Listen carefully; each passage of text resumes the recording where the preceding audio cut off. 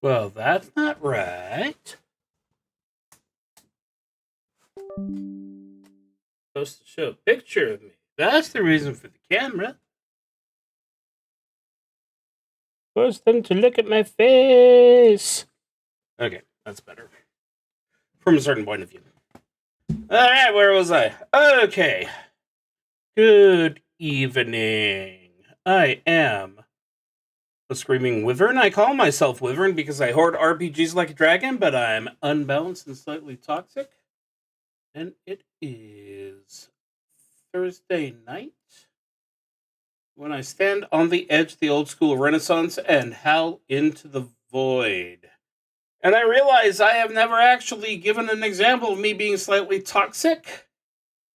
And I'll give an example now. Anyone who goes onto Reddit intentionally goes to the old school Renaissance subreddit and asks people, why are you doing the things the same way D&D first and second edition did, should have the thumb on their dominant hand broken. Now, from me suffering toxic or just bad things, I was setting up Twitch. I started typing hashtag solo RPG, and it tried to correct it as solo ERP, and I'm not happy about that. And I want it to not happen. I didn't want to know. Like, I know that there's things on Twitch that I pretend I don't know about.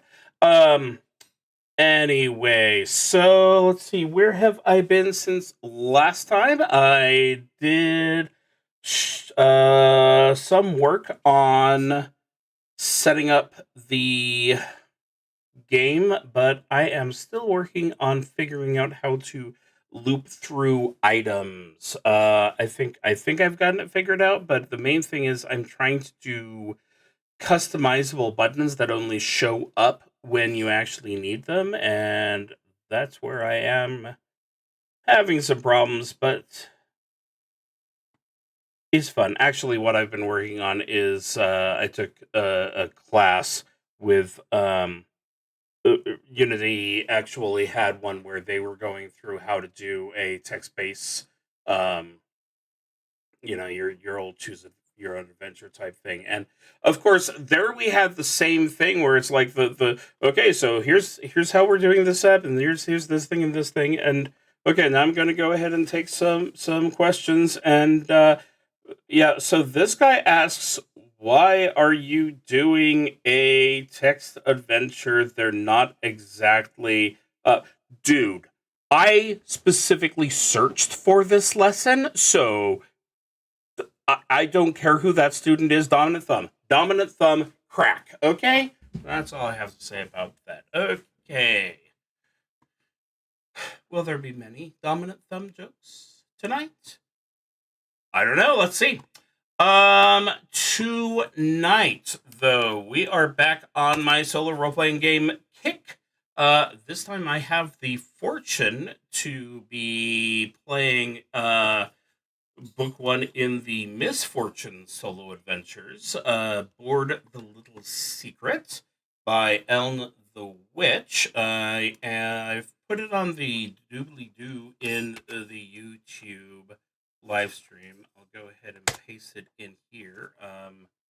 But lovely little solo game, and by lovely I mean in regards to the presentation and the obvious work that was put into it, not my expectation that there would be guaranteed survival because everything is happy and puppies. I have, let's go ahead and throw on the second screen. We'll go ahead. Yeah, there we go. Went ahead and did my Screaming Wyvern character here. I swear to God, this is what was randomly rolled. Occupation of outlaw. Started off with, outlaw. Inventory. Let's get to the right place. Started off with a short sword and thieves' tools, and then it rolled me up leather armor, and it's like, well, yep, that's a thief. So, I will admit, just because things have been a little misfortunate, in my previous, that I might have done the roll 4 drop 1, and I apologize to that for the purists. Notice, however, that I just did that because I wanted to, and I didn't ask anyone else why they did that. This is very important. I should stop harping on that. That doesn't sound like me. So yeah, actual honest to goodness rogue this time. Why does it feel like, oh, because that's not actually the correct button in OBS. Let's try the actual correct button in OBS, which has Fantasy Grounds on a much bigger screen, which probably makes it make more sense. So, have the Aboard the Little Secret pulled up. This was a well, for me, it was a $4 purchase since I got it as part of a New Year's deal, steal maybe. So let's go ahead and quickly go through some of the rules here. So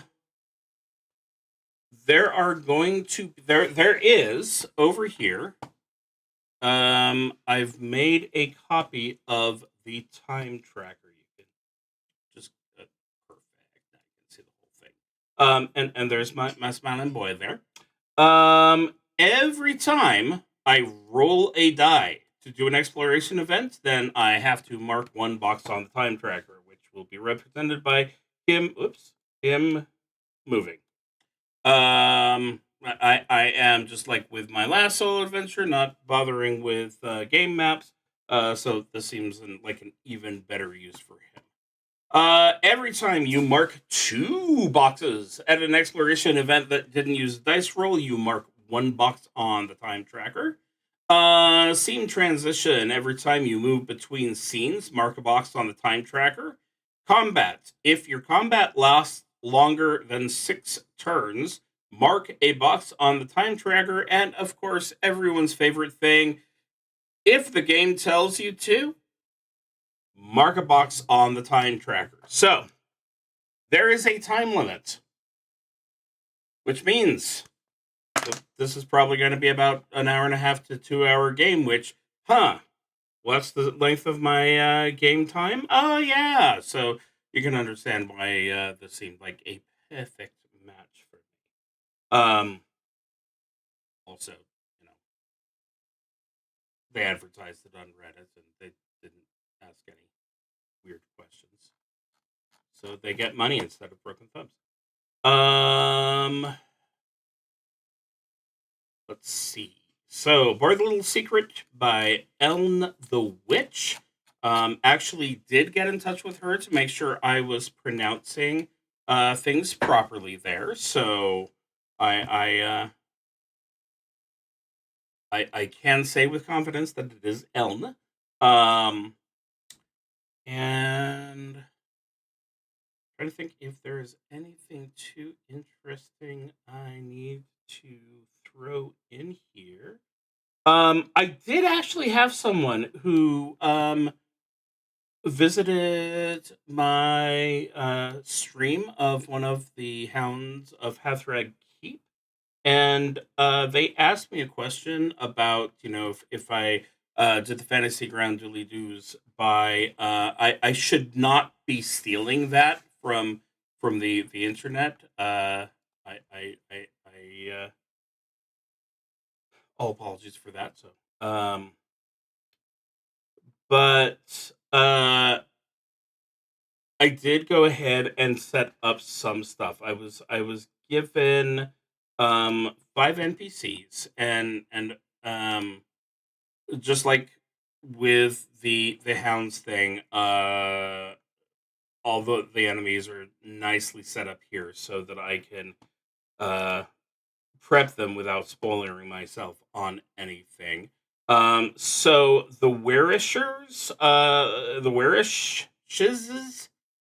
um, these are little cultist fishmen. So, Dungeon Crawl Classics has deep ones, which are, cultist fishmen. So, for the most part, just copied that over, used her hit dice and armor class to go with that. Obviously, a drunk sailor was pretty easy to find. Where sure, I just made the Werish bigger, uh, gave it the extra abilities. Small Werish is pretty much the same, and then for the Pulveragio, because it does blinding ink, I actually used a Serpent Man as the base for that. So. And then, of course, there were a list of equipment, which, once again, all prep for me, so I didn't have to spoil myself on anything. So I was able to just go ahead and put those in. Now, you may notice that there's, the most important stuff that you need to actually do the combat, and why the heck would I go through and add everything to Fantasy Grounds when I could just go ahead and use pen and paper. um, do not ask questions. Do not ask questions. They make me sad. Also, it's fun. Yeah, let's go ahead and get this party started. As soon as I figure out, there we go. One party. Let's see.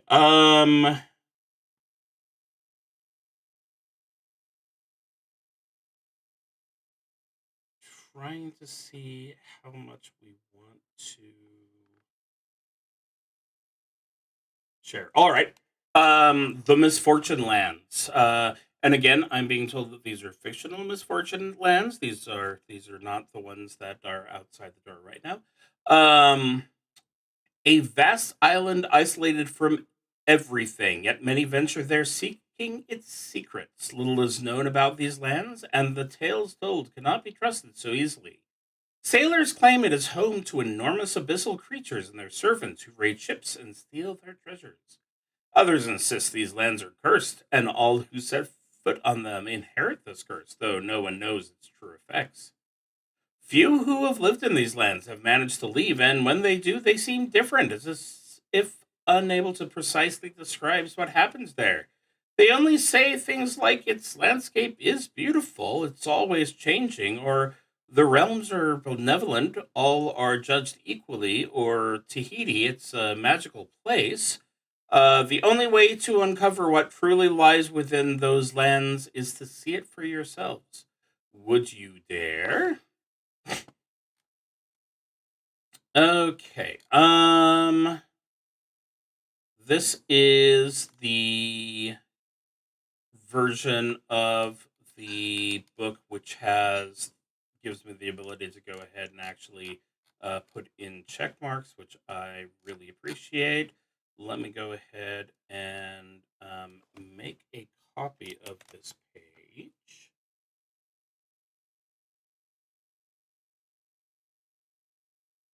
So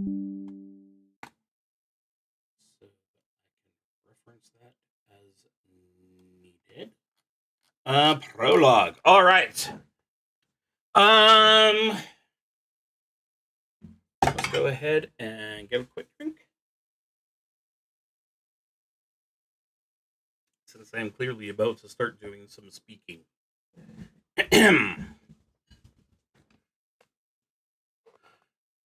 Insert your preferred ocean music here.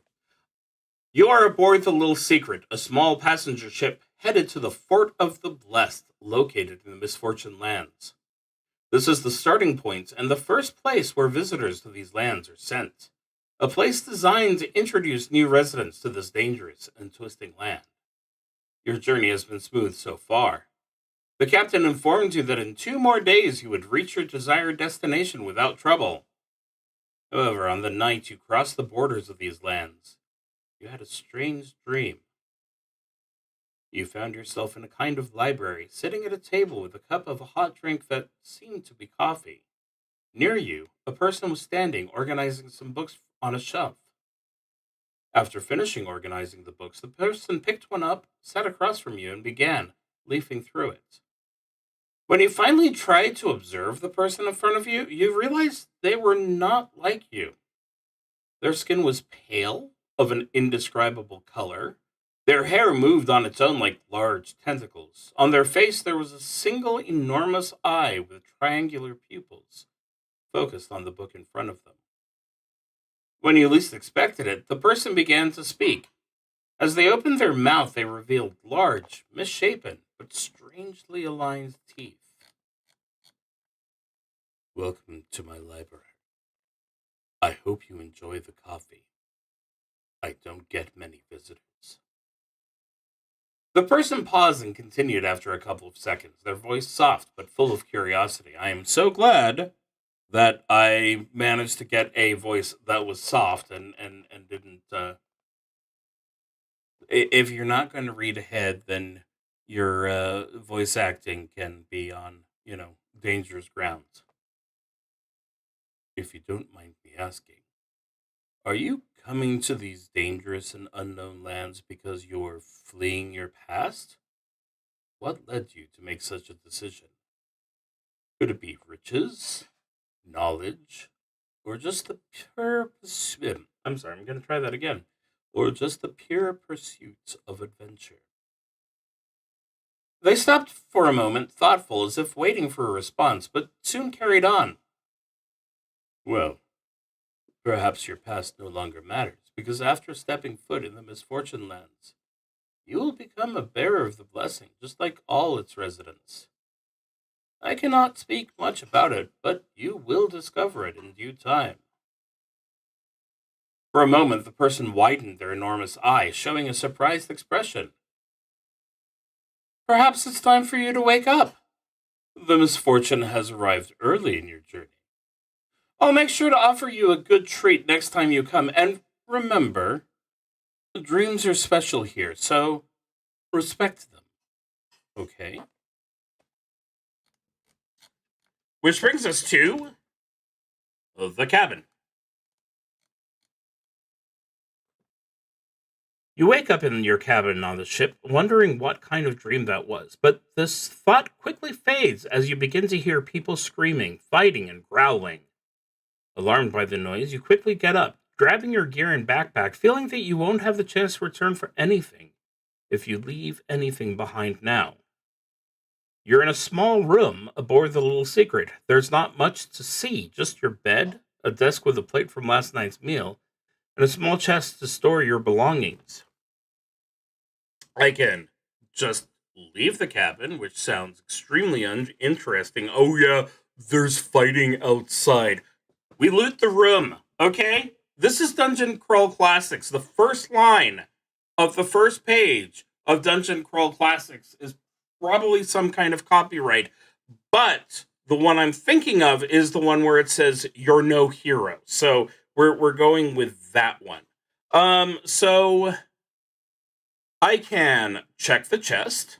I can look at the desk. I can explore the cabin. I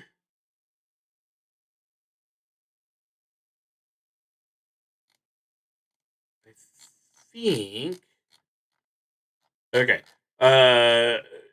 Explore the cabin, roll 1d6, which means that it's very much going to include checking the chest and looking at the desk. So let's go ahead and do that one.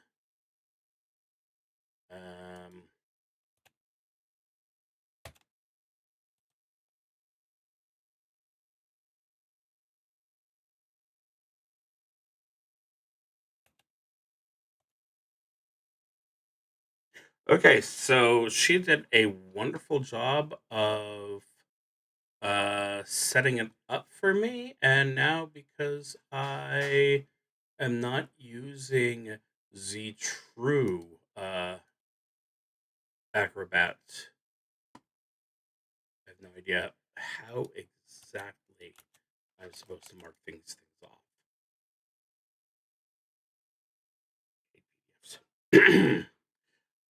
Let's go ahead and start with check the chest, read event 1. Checking the chest, you don't find much, just a lockpick kit. Probably left by the previous passenger. If you want, add the kit to your inventory. You can use it 3 times to open simple locks. And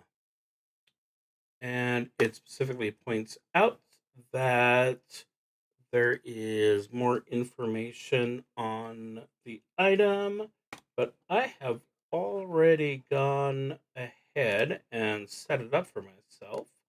Lockpicking kit. The way that we have this described is off the screen.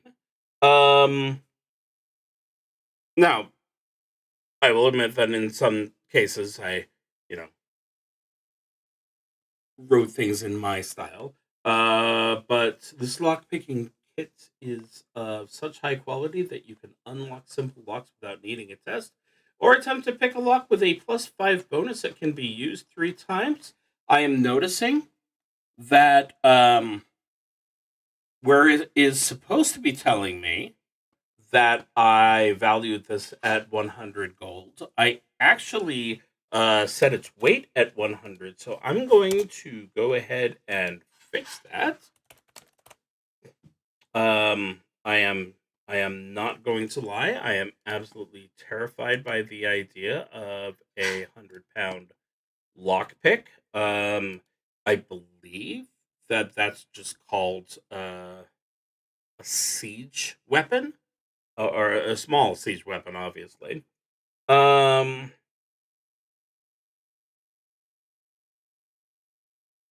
but we'll go ahead and grab that. So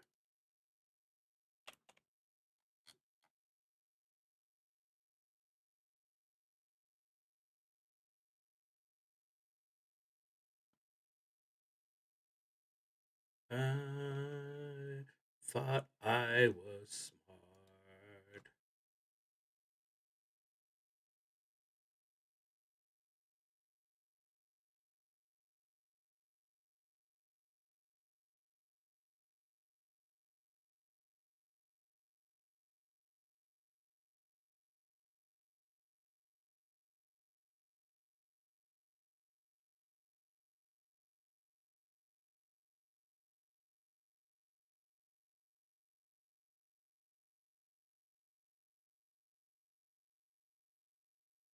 Well, it's good enough for me to remember it, I'm sure. Okay, so we have checked the chest.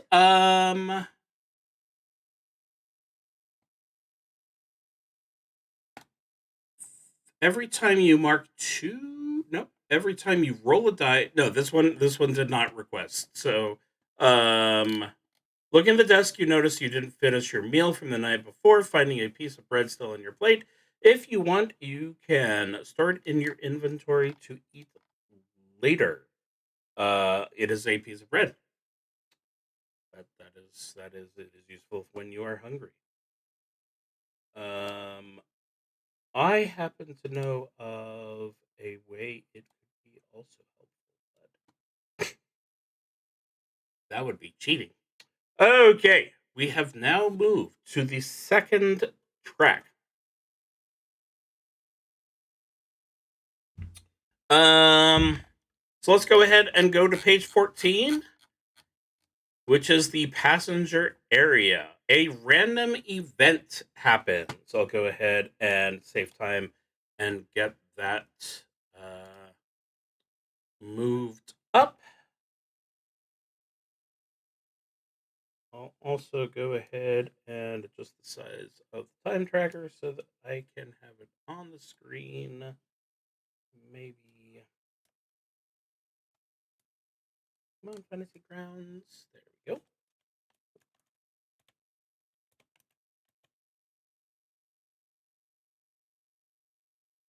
Okay, there we go. Now we can see it properly. So I moved that. Let's see what the random event is. 4. Something happens. Roll on the action and theme tables on page 46.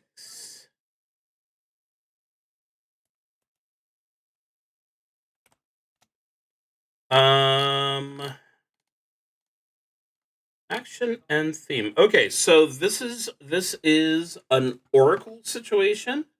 We are basically, there's going to be something happening, and I need to figure out exactly what I think about it. So, the action is guard, and the theme is guard passenger. Okay. Um,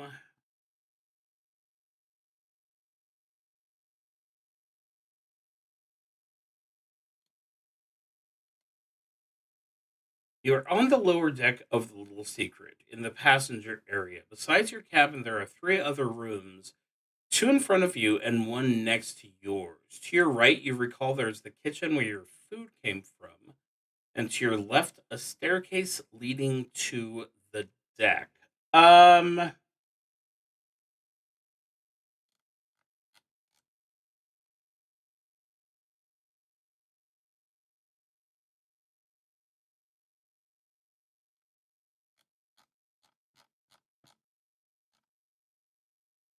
Now, so my theme is for the current scene is guard passenger, and I have to admit, just looking through here, I feel like that goes straight to this question, this item right here. Um, a young elf emerges, terrified from the cabin in front of you, alarmed by the screams coming from the deck. Yes, if you know anything about what's happening, and begs you to accompany him as he doesn't want to be alone. Let's see if I have a quick elf. Nope. Let's go ahead and roll me a sidekick then. Um, Characters, and let's go ahead and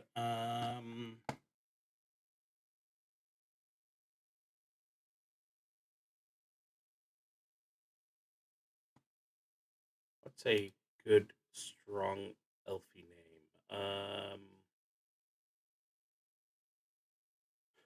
Okay, I'm gonna cheat. Gilthanas.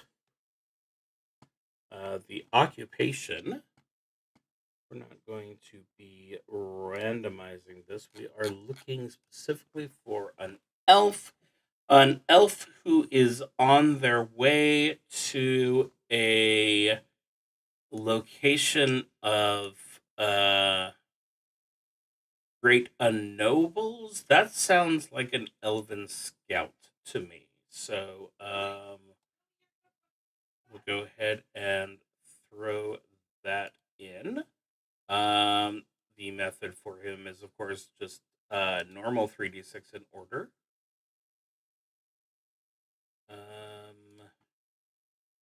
So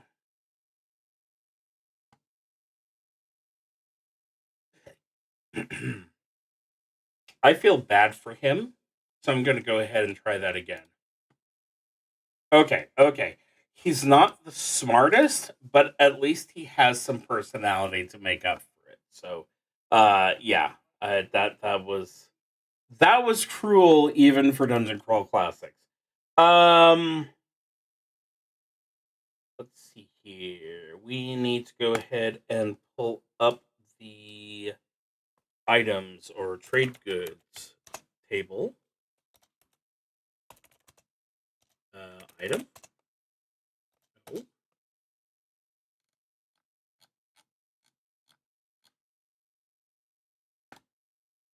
Just open the book up and look at it that way. Okay, characters, character, trade goods. table 3 for equipment. One random item later. One flask of oil.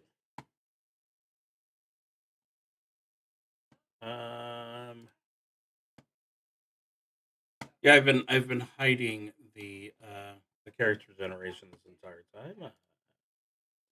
Very callous of me. So yeah, the original version of Gilfanis had neutral stats up here, neutral luck, and I guess intellect was 5, with a perception of 8. So yeah, it was very sad for an elf. Is really what it comes down to. Equipment, oil, 1 flask. Vulnerabilities, 20.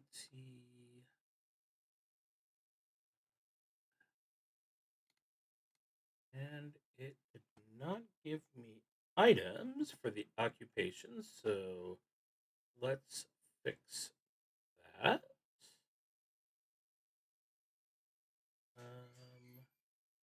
Trained weapon is a spear. That's a lovely thing.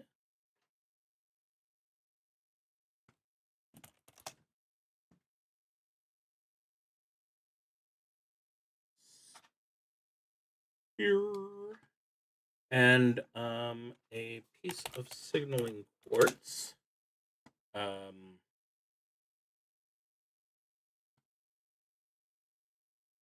And let's go ahead and give our pretty little friend a face. Tokens. Elf. Let's see, we've got the dead elves. Got some nice.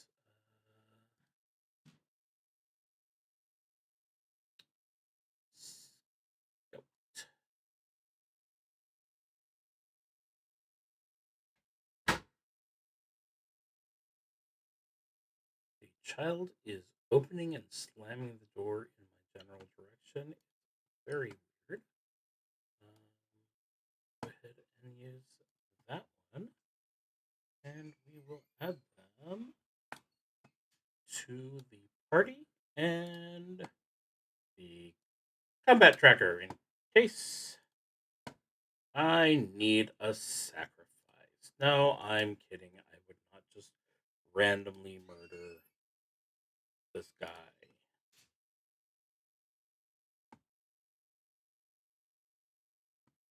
So there we go.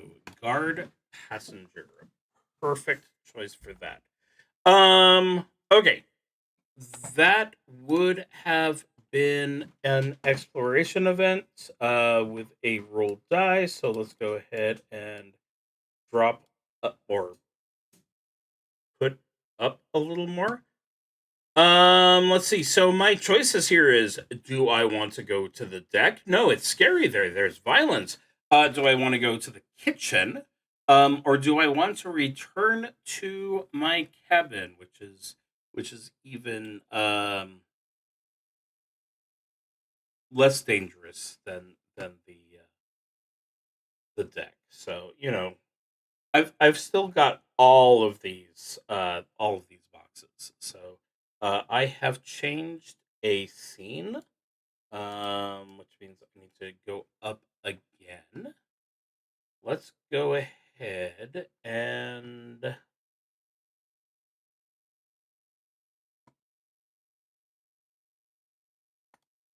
I forgot to turn it back on. Okay, there is a random event is the important thing. Drop down our die, and it's another action and theme.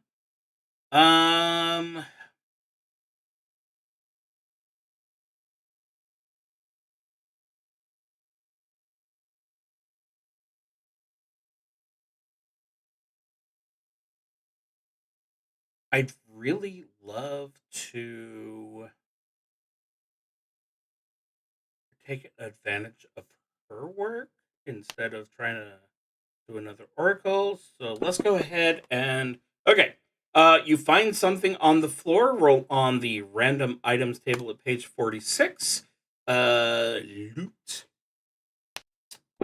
and single boot. I I don't know if I actually set up the a single boot.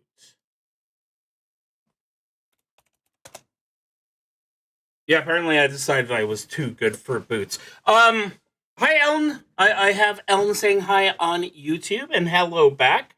I hope you like me liking it. Um, yeah, I'm not going to actually take the boot with me. So let's go ahead and go back to the kitchen. Okay. So, there we go. Upon entering the ship's kitchen, you notice it is a simple place with a table and some chairs, a single stove to prepare meals, a counter beside it, and some boxes scattered around, probably containing supplies. On the other side of the room, you see a door. I can go back to the passenger area. I can go to the door, check the table, look at the counter, open the boxes, or search further.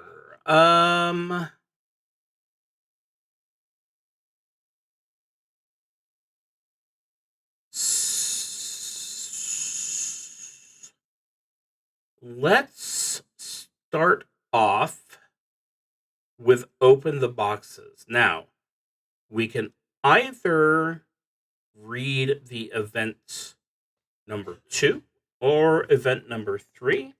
I think the only fair thing is to roll a 1d2. 1, so that would be 2 because I'm adding 1 to whatever I just rolled. It makes sense to me. Searching the kitchen, you find some boxes that appear to be closed. When trying to open one of them, you find some fruits and vegetables that could be useful if you're hungry. Add vegetables to your inventory. Now that one I knew damn well was worth taking with me. Of course, what's going to happen when I inevitably run into a second boot? I'm going to feel so stupid then. Okay, so 2 is done. Let's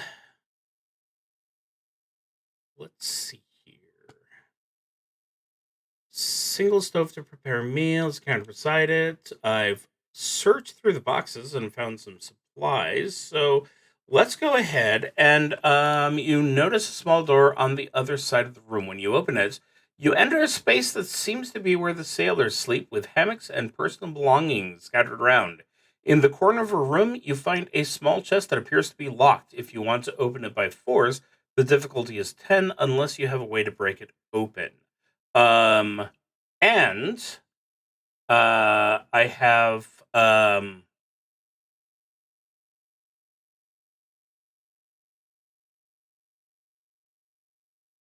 I have the special lock picking kit, but first I need to go ahead and nope, not like that. Fantasy Grounds, like this. Thank you. I have never actually tried an actual honest to goodness thief character, so let's go ahead. Difficulty is 10 for the breaking it open.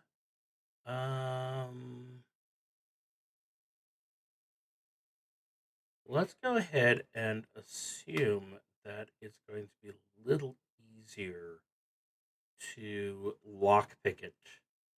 I think 8 sounds fair. That was so close to a 1 that it was hilarious. That would have been so embarrassing. Yes, I'm going to go ahead and do it myself instead of using these really cool lockpicks I picked up. Yes. Oh, look, I have failed miserably. Okay, some sailor clothes. I saw nothing implying that they'd be, usable as armor. I'm going to go ahead and give that one to Gilthanas. Have some clothes, sir. A sack with 1d20 copper coins. 18 rolled high, and those, of course, those will go directly to the main character. Oh, did I sign up to do math again? I should always remember that I have to do that. I believe that's 56 if my numbering is correct. And an alcoholic drink that seems to have been hidden. And of course, we must keep our little elfie friend away from, the impure things of the world. And we will go ahead and take on the sacrifice to protect them. All right. So going to the door, checking the table. I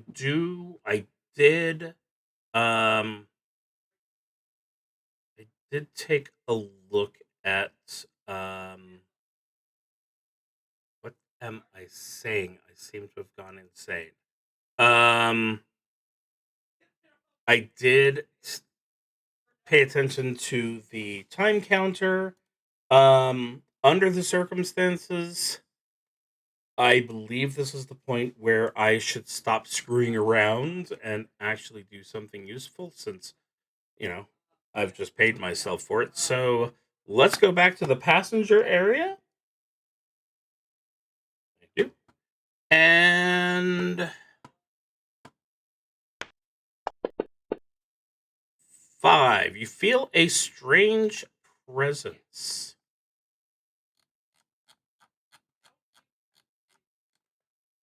You feel a strange presence calling to you from a dark corner at the end of the hallway. As you approach, a mysterious hooded figure appears in the shadows. Who would have thought? Someone special on this little boat. Congratulations on seeing me, and welcome to these unfortunate lands.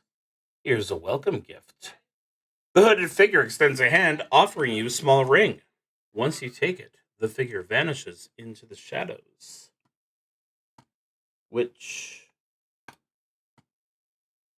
gains me a shadow ring, which literally we could not have a better choice of item here. I didn't know how to automate stuff in Fantasy Grounds yet. Let's see, hide in shadows. Oh, perfect. What did she present me with? A +3 bonus on sneak rolls. Okay. So, from here, as I said, it's time to go to the deck.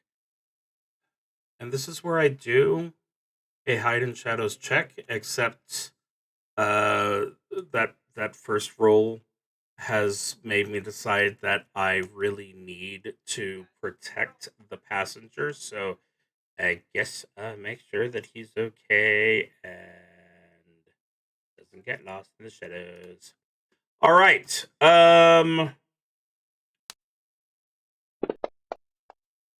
Something happens. Roll on the action and theme tables on page 46. Let's go ahead and see exactly what's happening first. Upon climbing to the deck, you confirm that the ship is being invaded by strange creatures, half human, half fish, with huge, lifeless eyes and a monstrous mouth, their bodies completely covered in scales. Most of them are slightly shorter than an adult human. At this moment, you recall the stories.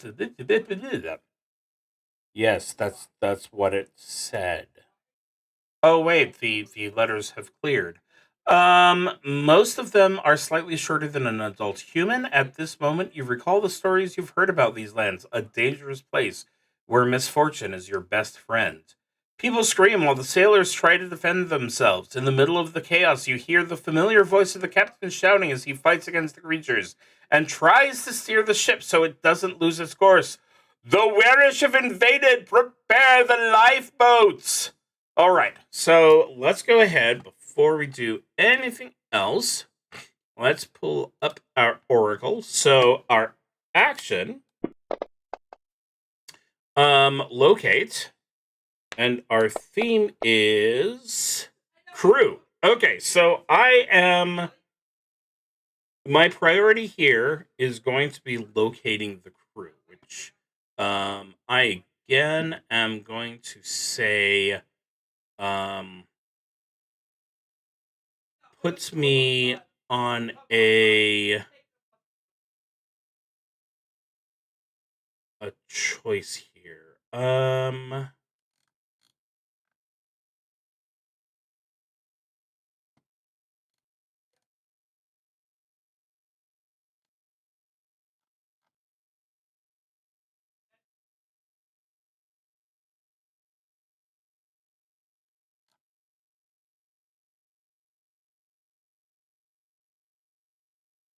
Okay, I think that this goes best with that oracle roll. You hear one of the sailors scream, "Help the captain! He's being attacked!" Upon hearing this, you look at the helm and see the captain being cornered by 3 creatures. If you decide to help him, you run to the helm to face 2 of them. The captain, recovering his strength, helps you fight the 3rd one. So, combat tracker. Let's go ahead and pull up the Werish. Put 2 of them into the combat.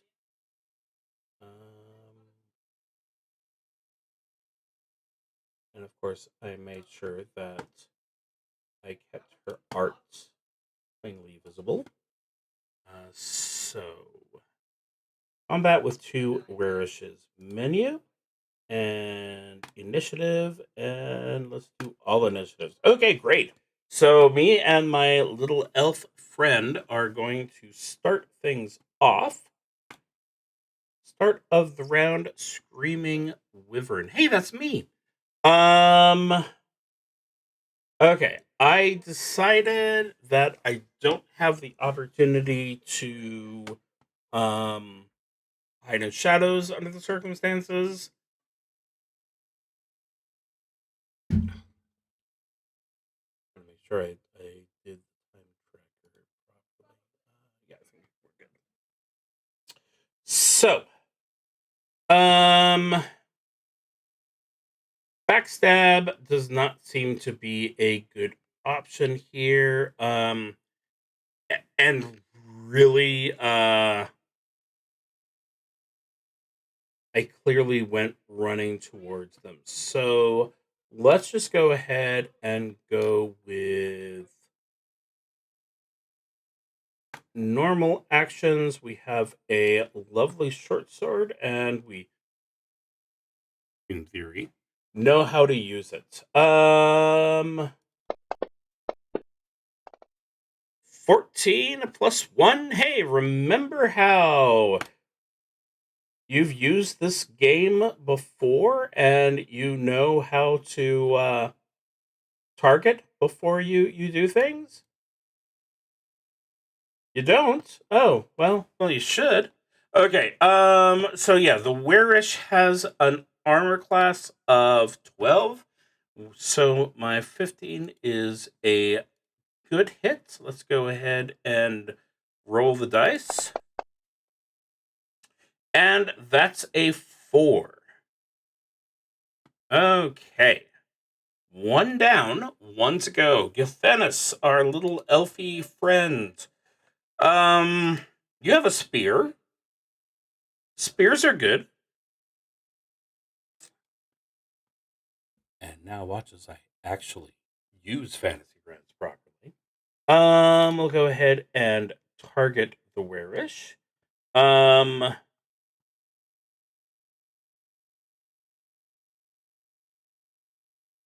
Of course, I went after the weaker wearish. The weaker wearish, the weaker wearish, the weaker wearish. Okay, I guess I 3 times fast. Spear, roll. That is an 11, which is a miss, which means it is now time for the wearish. It goes without saying in my mind that the little doofus with the spear is not going to be his priority, and the guy who just did a stabby stab of his friend absolutely is going to be. So, cultist knife. That is a 14 and a hit. Fortunately, only doing me 1 point of damage. Which brings us to the top of the round. I can go ahead and try changing targets here. And try to stab him with my short sword. Oh, and a beautiful hit.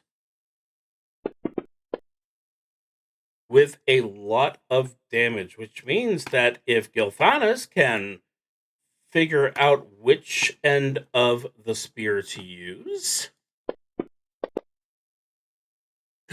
Oh, he very much did. Okay. Oh dear. Oh dear. That is an X-wearish. Oh no, not that button. That button. If you succeed in defeating them, the captain reaches your side and with difficulty tells you something. Thank you for your help, young one. I am wounded. I won't last much longer, but please take this. Go to my cabin and get my treasure. Don't let an old man treasure sink with the ship. I receive the captain's key, which means that I can do event 5 without the need to roll. Let's go ahead and grab the captain's key. It can be used to access his treasure in the captain's cabin. You can go to event 5 without the need to roll.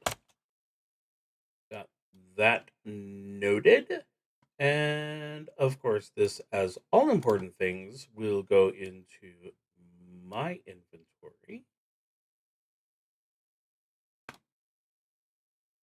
Because it only said protect passenger on the oracle. It never said help passenger, be nice to passenger, don't abuse passenger. Okay, so that is very clearly a time for another one there.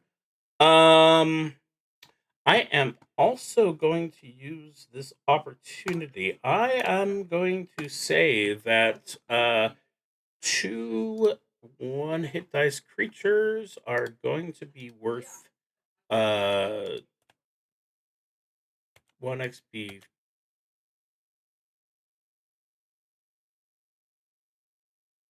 Okay, fine. I have to do it fully manually.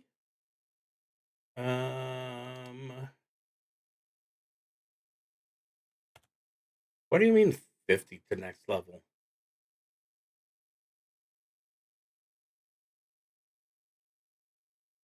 I mean, obviously, what it means is 50 next level, but that's beside the point. Elva Scout, 2 XP. Yes, that what do you mean? How that much the level means that I haven't actually looked at the XP charts. Hush. Okay, so I am still on the deck. Let's go ahead and scroll back real quick. So I assume actually I've got a better. Okay, there we go. There's the overall picture. So yeah, that door leads to the captain quarters. this is where I would have come out. Here's the bow of the ship, which apparently is blocked to me. So obviously I can run away. I can go to the captain's cabin. I feel like I'll go to the bow of the ship.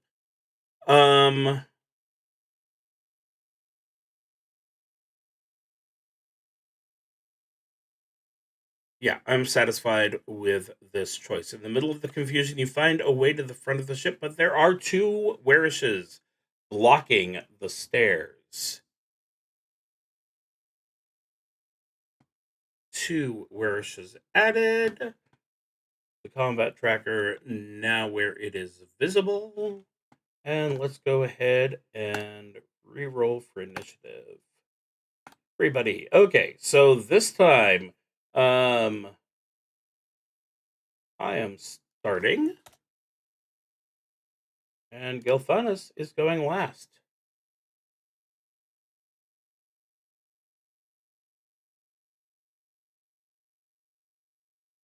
I'm briefly regretting my decision not to do any kind of maps or anything, but hence the small pause. But no, I think we're fine. We'll go ahead and go after Werish number 1. And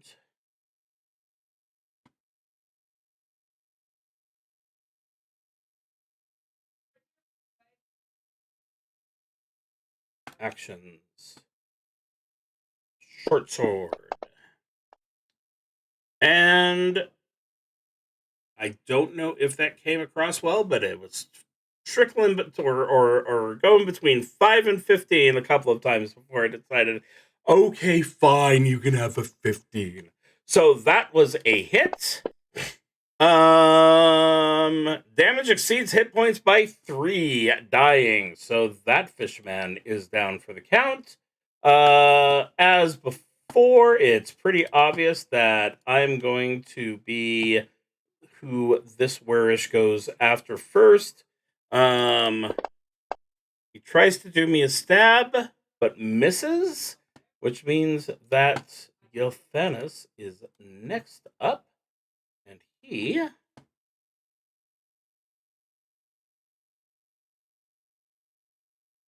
stabs out with his spear unimpressively. Okay.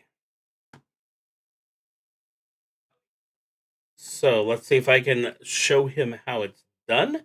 It would be advisable for me to actually choose my target. And a 16. Lovely. 4 points of damage, not enough to kill him outright, but if I use meta knowledge, it was pretty darn close.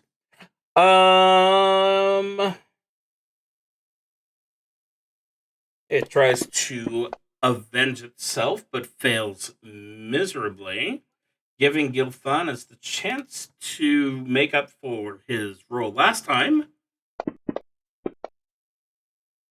which he does. And that is an ex fish cultist. Go ahead and throw that into the elf's experience.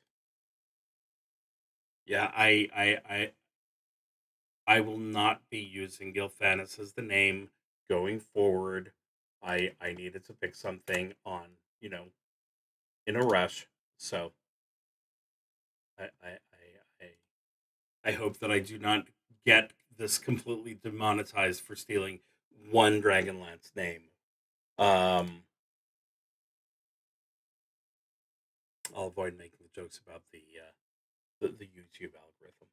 Okay, so if you win, you unlock access to the bow of the ship, which will mean that I am changing locations. So let's jump to page 26. Random events. The waves go strong. Oh no. Let's let's not just read the random events, let's actually do the random events. You find something on the floor. Roll on the random items table at page 46.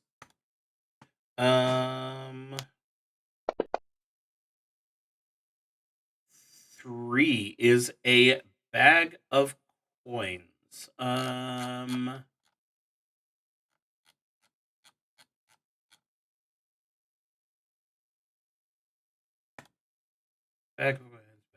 Bag of coins, 1d20.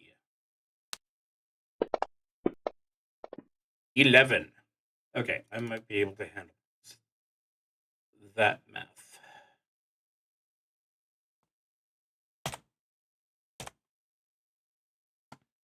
Who doesn't like finding a small bag of coins? Bow of the ship. Arriving at the bow of the ship, you see people being cornered by the Werish as if they want to keep them as hostages. In fear, most of the passengers accept their fate, standing still and obeying the creature's gestures. Although there don't seem to be many of them in this part of the ship, their presence is still threatening to the passengers. And I can just go ahead and go back to the deck, or I could be a, good person. Fine.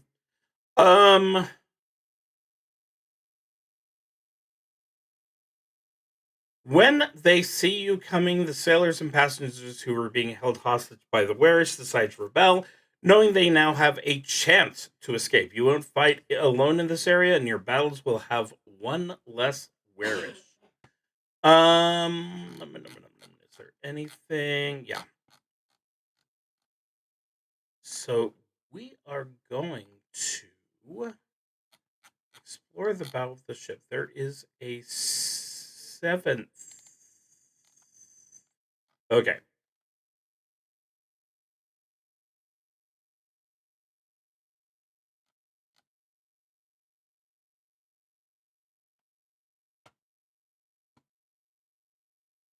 So helping the hostage means that I now have one less Werish, and I still don't know how this particular PDF program handles check marks, but oh well. Okay. So if I am going to help them, I need to roll, and that brings me to 6. The ship begins to shake as if it is losing control amidst the confusion of the rough tide.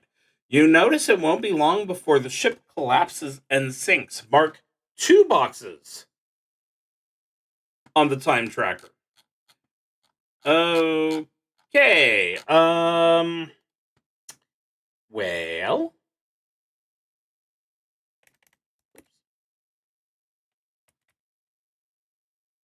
that wasn't the outcome I was hoping for.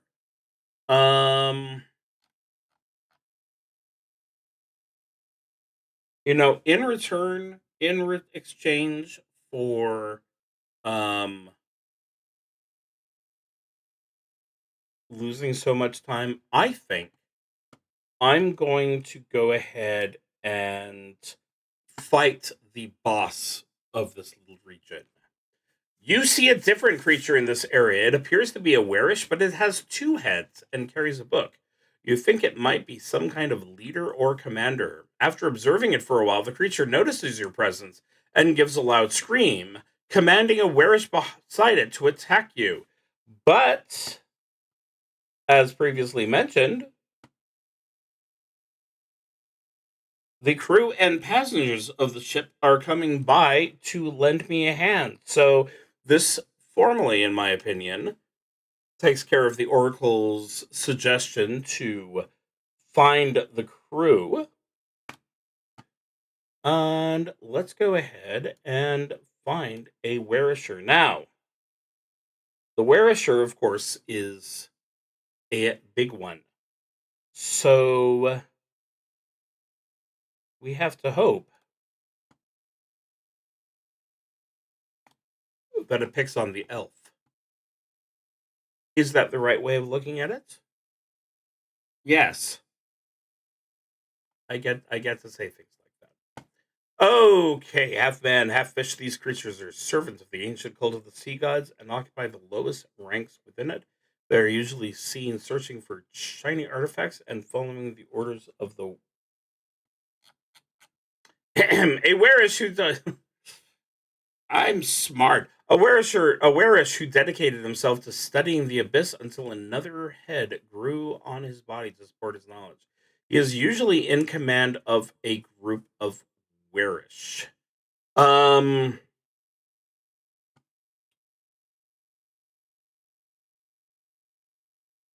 so I did the expanding memory. Okay. Yeah, that's why I'm over here. They're obviously going to want to use their powers, but they will do different things depending on where they are. So, um, we're going to go ahead and roll everybody's initiative, which puts us right where we were before. So, that was easy. Okay. So, let us go ahead and see Screaming Wyvern attempt to do a stab upon his new two-headed friend. 13, that is a hit. Oh, very nice.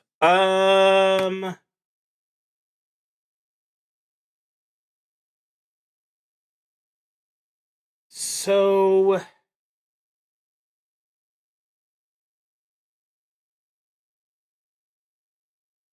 he can attack with his two claws. And since obviously I'm at melee range, um that's what we could do. Or I mean, if I was it, close up or not, I would do the abyssal bubbles, which does damage.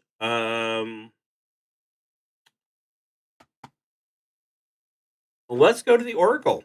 It's there for a reason. Okay, so the question that we are presentifying to the Oracle is: will the Werish be using his magic? So we have no and no, but yes, and.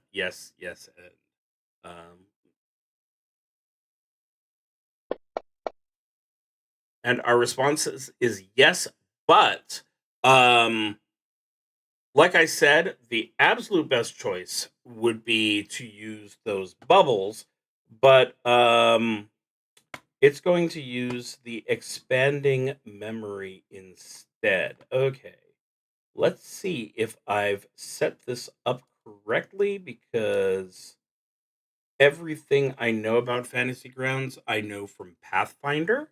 Could I have set up this up as a Pathfinder game? Yes, shut up. I like DCC. Also, OSR sounds so much more mature, like I am. Says with his Five Nights at Freddy's toys behind him. Okay, will versus check. I got a saving throw, a successful saving throw. So I do not believe that I have a second head. Come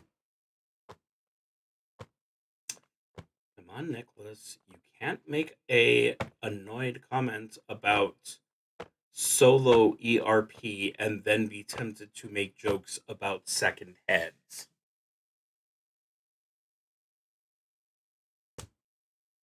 Okay, Gilthanis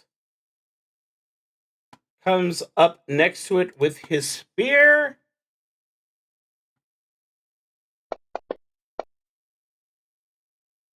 Oh, and does a very nice job of stabbing it. Meaning the Werisher is now heavily damaged. Which brings us back to me. So, of course, I'm going to use my special ability called Stab Thing. And I'm going to fail at Stab Thing. Okay. How embarrassing. Urgh. All right. So are they going to use their magic on me this time around?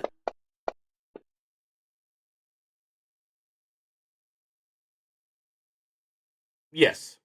Just what did I roll before?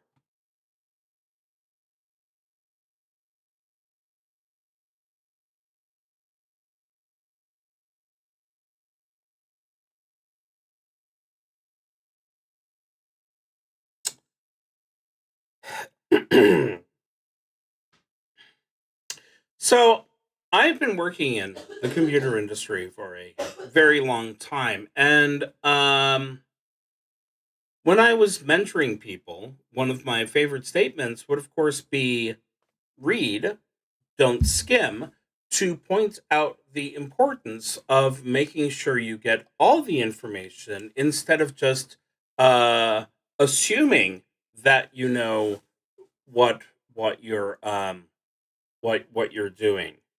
Uh, so that comes into play here, where last time I saw a 4 as a yes, but despite the fact that this number right here, that's more what we call a 2. There's a difference between a 2 and a 4. 2 would be yes, but 4 would just be straight up yes. I deserve that. I understand this. Okay, so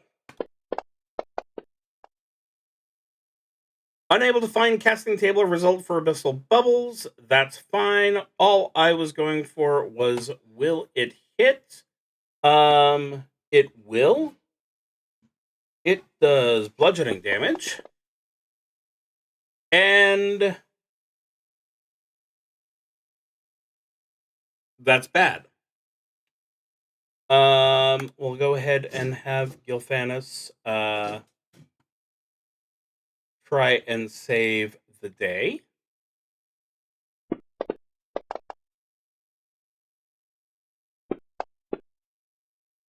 And thankfully for me,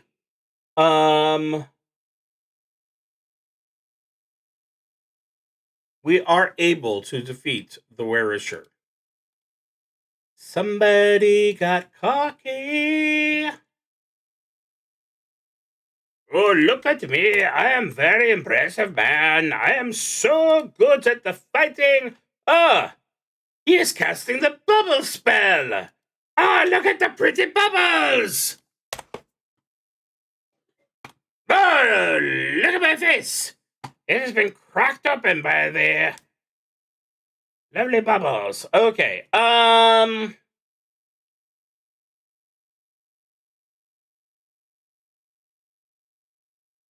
so how do we want to make this work out?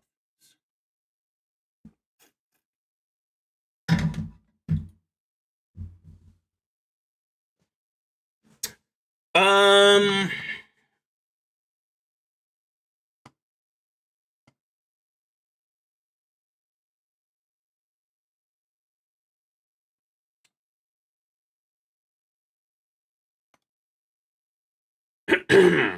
so of course, Gilthanis, being a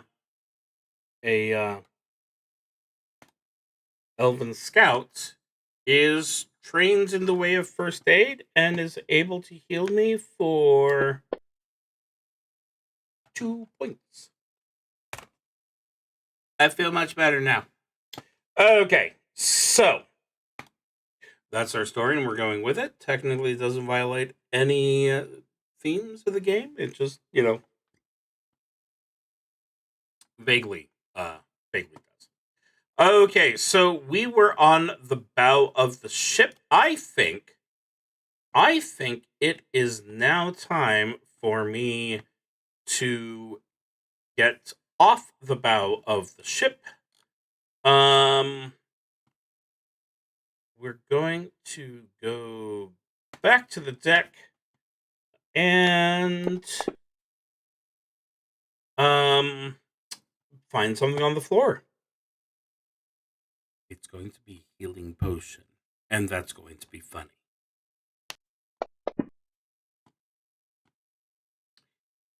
It's the other boot. That is technically even more funny. Okay. So that is another move. I think that at this point I can see which way the wind is turning. I've inspired the crew, so I've lived up to the adventure's expectations of me. So let's go ahead and go to the captain's cabin. Obviously we have a random event. The waves calmed a little. Your next exploration. The waves calmed a little. Your next exploration won't cost time. Of course, I do take the time to do the stepping between scenes, but when you pass through the door, you believe you are entering the most luxurious place on the ship. Although the room is simple, the environment has a distinct aura of wealth.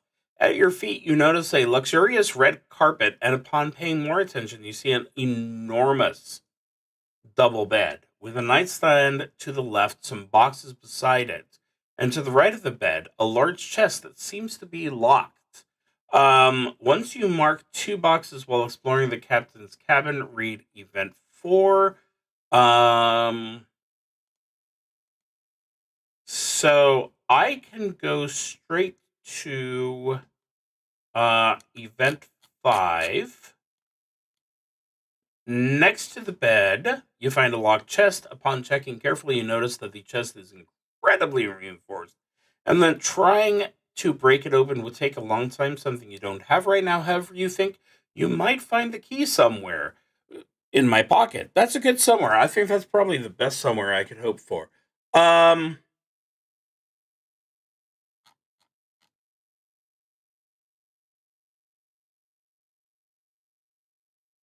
Once you mark 2 boxes, go to 4. Okay.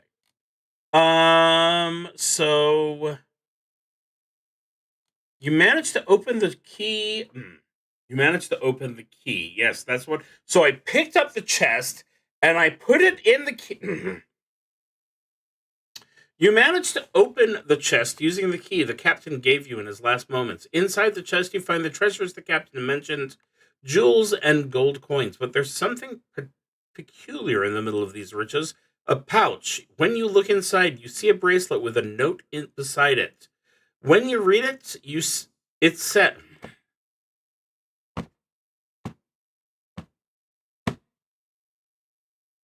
I decided to become a game master because I speak good. When you look inside, you see a bracelet with a note beside it. When you read it, it says, "My greatest treasure, the bracelet that gave the name to my beloved ship. Little secret. Using it, I was able to go unnoticed in many situations during my pirate days. But I left that life behind. Now it's just a memory." Did I get this one? Oh no, I forgot to actually get the little secret added. Oops. Page 42, item 20. Oh, okay. So I was putting this stuff in and I thought that this was the last item on the list, even though I had looked at things, and knew damn well. Okay. So let's go ahead and add this little secret. I will go ahead and identify it as a small silver bracelet. Type, this is equipment, and it is a magic item. The cost is going to be unimaginable, but I can imagine a lot. A small silver bracelet, the most valuable treasure of the little secret captain. Once per day, it allows you to make up to 2 targets. Completely ignore your presence for 1d4 turns per day.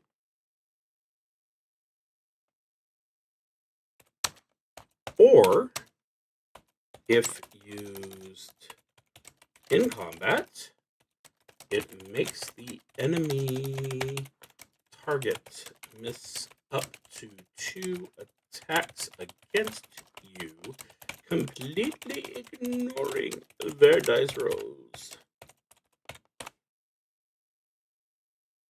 And, of course, I'll just be taking that as well.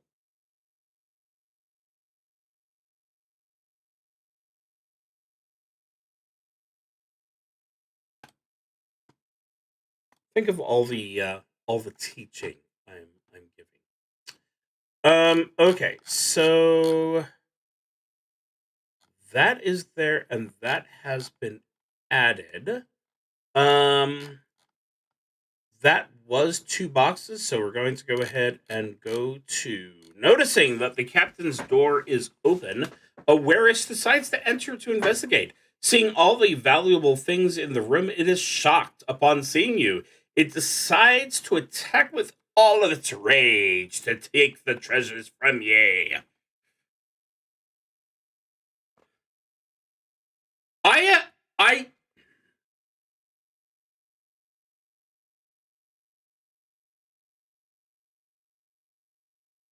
I did not use generic pirate voice for the captain.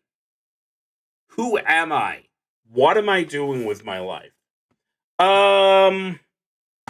Okay. So, marking boxes. This is still going to count as 2 boxes. And let's go ahead and pull up the combat tracker. Add an additional wearish to it. I don't know why I call that an additional wearish. Add a wearish to it. Uh-oh. Well.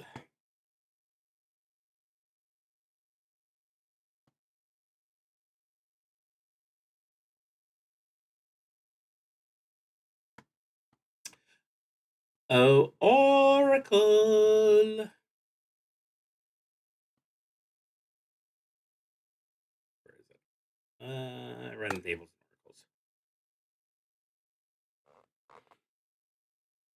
So,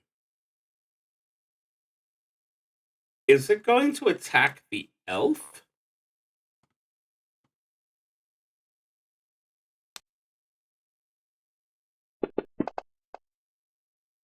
No, but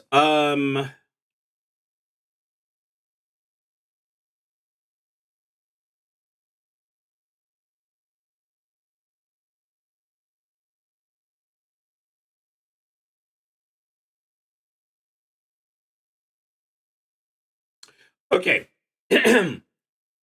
technically,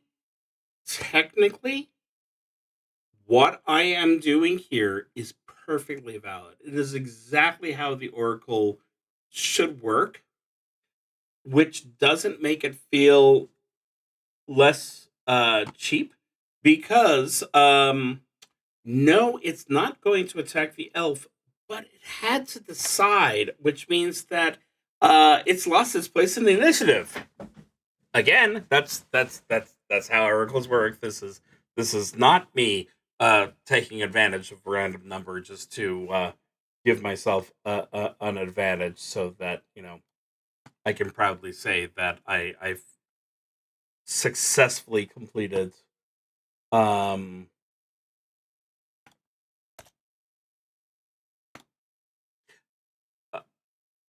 Yes, I can live with this. It's not impolite. Everything is fine. Okay. Mr. Wyvern, would you care to do a stab on our little warish friend? You would. And you would like to kill it outright. So,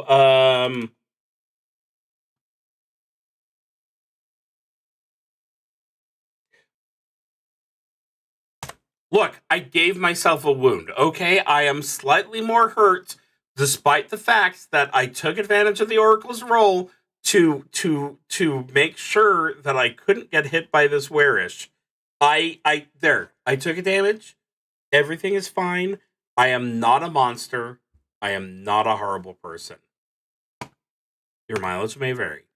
So that brings us back to the captain's cabin. Where are we on this? I have 4 turns to go. Although that's slightly meta knowledge, I have to know at this point, between the fact that we've got this huge battle going on, and the waves pelting the ship, it's impossible that I don't have some idea that time is running out very quickly.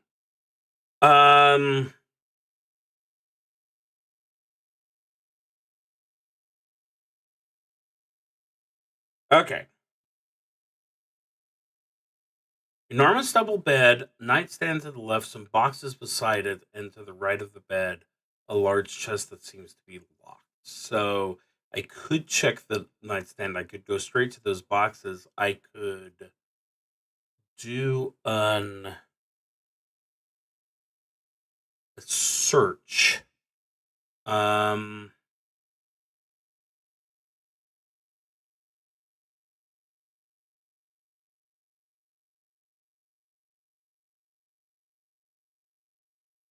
Okay.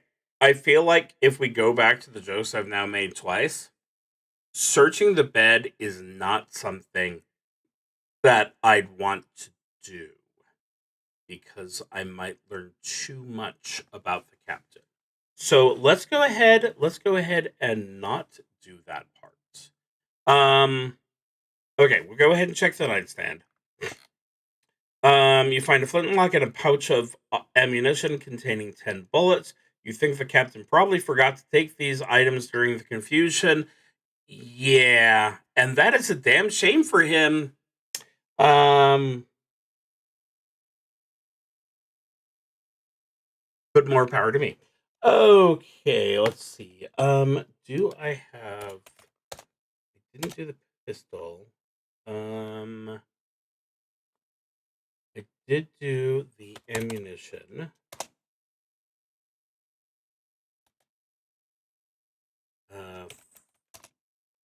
Firearm bullets.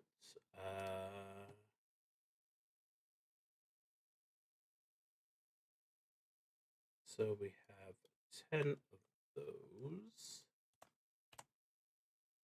And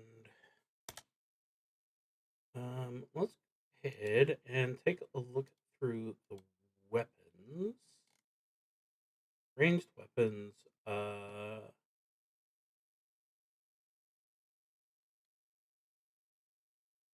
Let's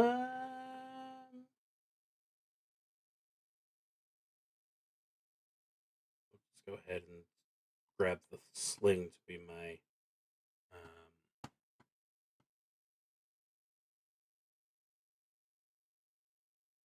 base. So this is item 17.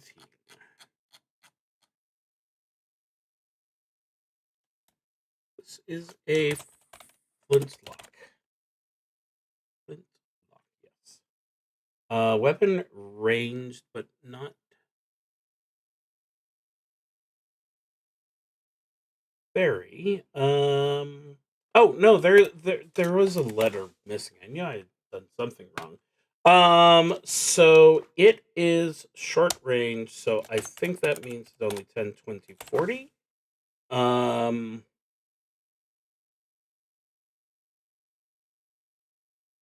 Type weapon, ranged, cost. This is a well-made flintlock, so we can probably go ahead and give it a 25. No bonus, but it does at least work like that. A well-made flintlock used by the captain of the Little Secret, technically, because he decided not to bring it with him for a massive fight. It has some use marks, but it functions perfectly. Uses firearms bullets. One shot per turn.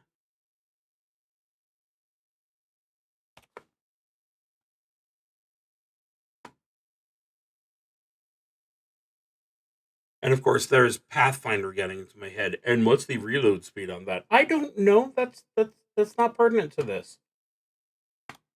And I think it's safe to say that that is as far as I should go in this room. So let's get back to the deck. You see a clear passage to the ship's mast. If desired, you can proceed to event 3 without needing to roll. Well, let's go ahead and do that.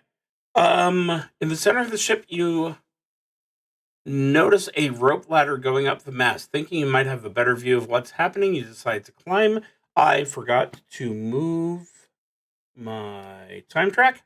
Looking around, you notice they are close to the shore. You can see a bay not far from you, and also something that looks like a village or settlement. You believe you could swim there if needed. When descending from the mast, you notice a strange object at the tip of the ship which piques your curiosity. Okay. Well, obviously, the bow of the ship is no longer the important thing. We've already done page 26, or that combat, so let's go ahead and do another step.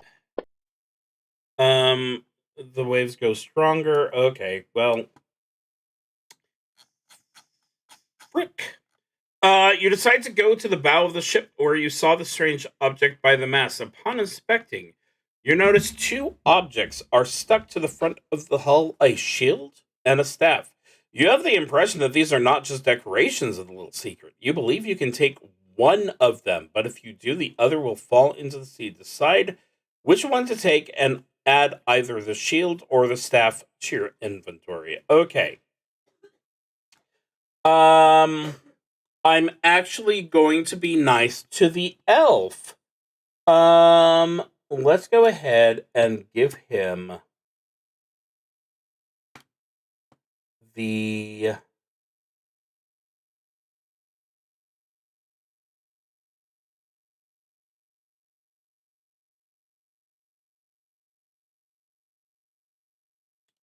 staff.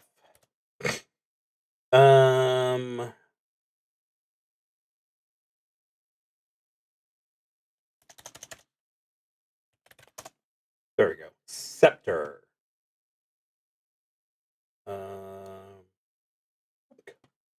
Okay. So he has the Scepter of the Sea Winds. When you spend time, you must mark a box with an X on the time tracker shown above. If you run out of time, go to page 36. Now, I'm going to work under the assumption that when you mark a box with an X is going to be when you can no longer. So I'm going to say that I have one chance to get to the lifeboats before everything um, goes kerblooey. So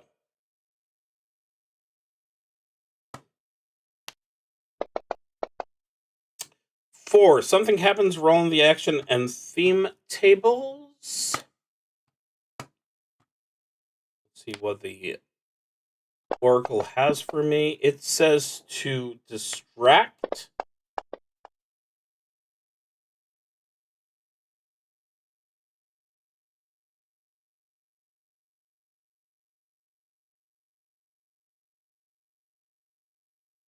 Well, technically it says to distract the boat, but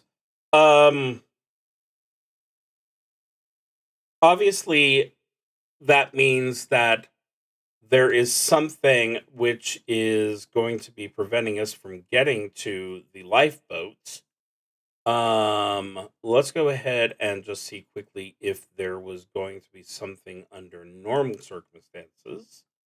We just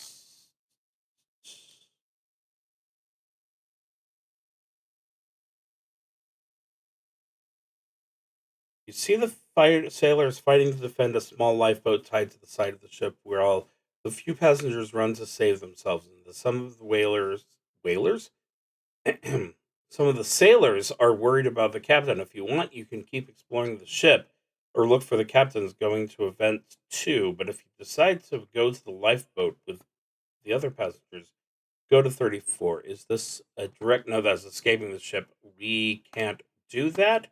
We have to deal with the things on the ship. But I think that now that our Elfie friend has this interesting item, the Scepter of the Sea wins a staff enchanted with the power of the winds of the sea 3 times per day. It can be used to push an enemy away from the user by I translated that to 10 feet. The enemy can resist the effects by making a reflex save to avoid the brunt of the winds. So I am absolutely thinking here that this is going to be a great way for us to try and distract whoever is preventing us from getting to the lifeboat.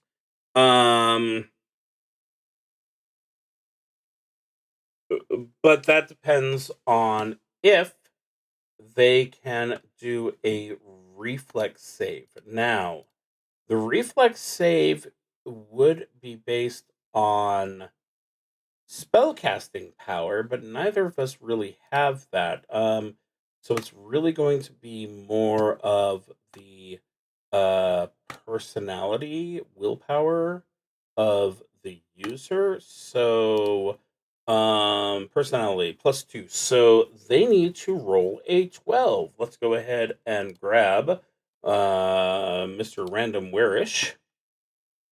And what did I do that? Reflex save. I wanted to go ahead and have them do a reflex save. Current elf sidekick is really pleased with past me for deciding how to translate the OSR into specifically DCC, because the reflex of this guy's is not good. Probably because they've got being demonic creatures, they've got something like hooved web feet. Not a good combination. So 12. They need to do a reflex save that beats 12.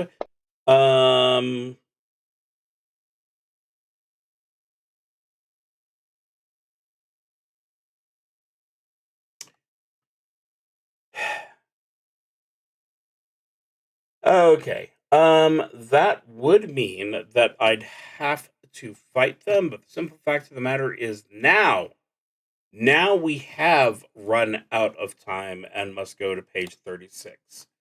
Amidst the chaos, an immense sound arises beneath your feet, as if the very hull was being torn apart. In an instant, you feel the impact and realize the little secret has just crashed violently against a huge mountain of rocks. The situation becomes desperate. There is no time to lose. Without thinking twice, you jump into the sea, knowing that if you stayed one more second inside the ship, death would be certain. The icy water envelops your body as you swim with all your strength, but soon realize you're not alone. The wearers are jumping into the sea behind you, getting closer quickly. Desperately, you realize you need to swim even faster to escape. Something must be sacrificed. With a final effort, you throw one of the objects you're carrying into the sea, lightening your load to swim. The small difference is enough for you to reach the shore without being caught. I believe that it's only fair for me to lose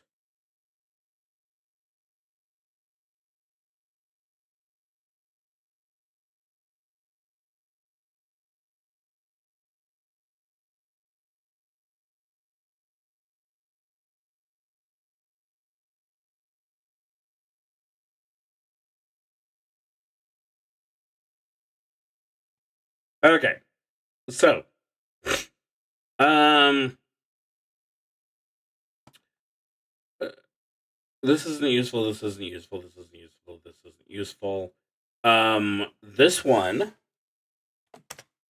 I can absolutely see me needing to rip off my armor to be able to survive.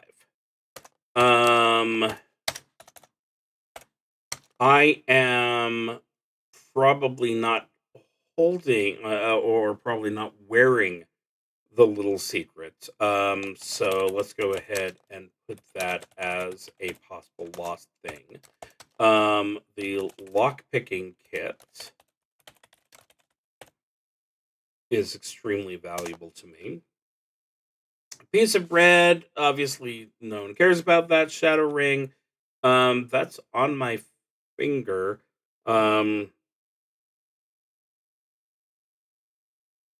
Yeah, I feel like I can go ahead and make that not be a losable thing. But the short sword, that will be a very bad thing to drop.